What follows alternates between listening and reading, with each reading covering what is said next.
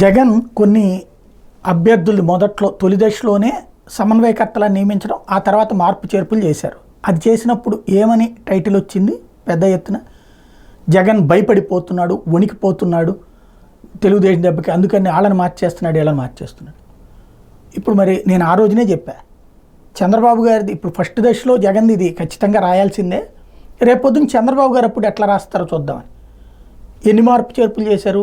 ఇప్పుడు ఎన్నికల షెడ్యూల్ అయిపోయింది, ఎన్నికలకు సంబంధించినటువంటి నామినేషన్లు కూడా ప్రారంభమైపోయింది, కోడ్ అమల్లోకి వచ్చేయడం అవన్నీ పక్కన పెడదాం. ఎన్నికల షెడ్యూల్తో పాటుగా ఎన్నికల నోటిఫికేషన్ వచ్చేసి నామినేషన్లు కూడా అవుతున్నప్పుడు ఇప్పుడు కొన్ని సీట్లు మారుస్తున్నారు. బట్ దాన్ని ఎంత సమర్థనీయంగా మార్చేస్తారంటే చిన్నది, చాలా క్యాజువల్ అన్నటువంటి విధంగా రాసుకొచ్చారు.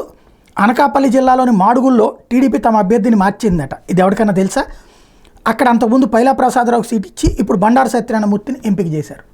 ఇది పెద్ద మార్పే కదా. ఇది జ్యోతిలో మాత్రమే రాశారు. ఇది హైలైట్ చేయాల్సింది కాస్త జనరల్గా ఏదో చాలా క్యాజువల్గా జరిగిపోయింది అన్నట్టు. అట్లాగే ఉండి సీటు రఘురామకృష్ణరాజుకే ఆయనకి అక్కడే కొనసాగిస్తారన్నది. మరోవైపున టీడీపీ జిల్లా అధ్యక్షుడిగా రామరాజుని నియమిస్తారు. అక్కడ దానికి బదులుగా 4 అసెంబ్లీ అభ్యర్థుల్ని మారుస్తున్నారు టోటల్గా. సత్యసాయి జిల్లా మడకశిరలో ప్రస్తుత అభ్యర్థి అనిల్ కుమార్ని మార్చి ఆయన ప్లేస్లో తిప్పేస్వామిని, మాజీ ఎమ్మెల్సీ తిప్పేస్వామి వర్గం వ్యతిరేకిస్తున్నటువంటి నేపథ్యంలో, ఈ వర్గం గట్టిగా వ్యతిరేకిస్తున్న నేపథ్యంలో దళిత విభాగం రాష్ట్ర అధ్యక్షుడు ఎంఎస్ రాజుకి ఇవ్వబోతున్నారు. అన్నమయ్య జిల్లా తంబళపల్లి అభ్యర్థి జయచంద్రారెడ్డిని మార్చబోతున్నారు. ఆయన ప్రచారంలో వెనుకబడిపోయారట. పైగా ప్రత్యర్థి శిబిరంలో ఆయనకు వ్యాపార సంబంధాలు కూడా ఉన్నాయన్న ప్రచారం నేపథ్యంలో ఎమ్మెల్యే దొమ్మాలపాటి రమేష్ సతీమణి సరళారెడ్డి, మాజీ ఎమ్మెల్యే శంకర్ యాదవ్, చిప్ తయారీ బౌళజాతి సంస్థలో ఉన్నత స్థాయిలో పనిచేస్తున్న కొండా నరేంద్ర పేర్లు వినిపిస్తున్నాయట.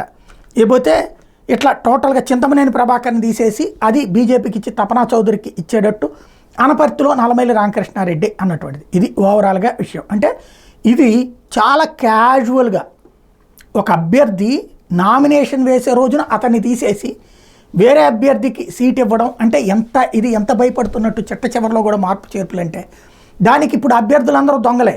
ఒకటికి ప్రచారం చేత కాదు, ఇంకోటికి వ్యాపారాలు ఉంటాయి, ఇంకోటి ఎదవ ఇట్లాగ ఉంటాయి అనమాట. తెలుగుదేశం వాళ్ళందరూ కూడా ఇప్పుడు అందుకని వేరే వాళ్ళకి ఇచ్చేటప్పుడు వీళ్ళని ఎదవాళ్ళని చేయాలి. అలాగే ఇప్పుడు రామరాజు మరి ఏం తప్పు చేశాడంట, రఘురామకృష్ణరాజు కోసం చేసినాడు. ఇట్లాగుంటుంది వార్తలు రాసే స్టైలు. మొత్తం మీద 4 అభ్యర్థుల్ని ఎన్నికల నోటిఫికేషన్ వచ్చి నామినేషన్లు వేస్తున్నప్పుడు మారుస్తూ ఉండటం అన్నది కీలకం ఇక్కడ.